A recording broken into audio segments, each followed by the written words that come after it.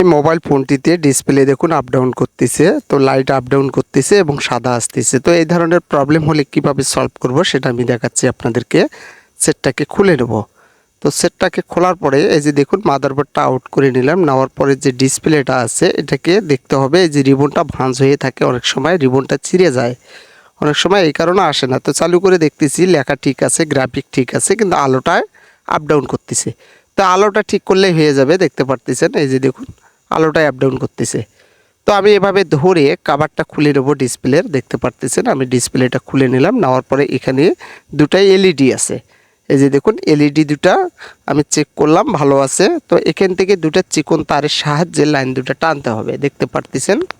আমি একটা তার লাগিয়ে নিলাম, অপর তারটা ওই পাশে লাগাইতে হবে। তো দু তারে লাগানো হয়ে গেল, দেখতে পারতেছেন দুটা তার চিকন আমি জাম্পারিং করে নিলাম। তারপরে কাভারটা ঠিক আগের মতন করে লাগাইতে হবে, সাবধানী করতে হবে যেন রিবনটা ছিঁড়ে না যায়। তারপরে দেখতে পারতেছেন এখানে 1 নম্বর লাইনটা এবং 2 নম্বর লাইনটার মধ্যে লাগাইতে হবে। যে আমি 2 নম্বর লাইনটাতে লাগিয়ে নিলাম, তারপরে 1 নম্বর লাইনটাতে লাগাইতে হবে। তো আমি দুটা তারে লাগিয়ে নিছি, কিন্তু যদিও এরপরেও না জ্বলে, তারটা শুধু উলট পালট করে দিলেই জ্বলে যাবে, দেখতে পারতেছেন। আমি এখন চেক করব। এখন আমি পাওয়ার সাপ্লাই দিয়ে চালু করলাম, এই যে দেখুন লাইট চলে আসছে, লেখাও চলে আসছে, গ্রাফিকও চলে আসছে, আর কোনো প্রবলেম নেই। তো এটা এখান থেকেই প্রবলেম।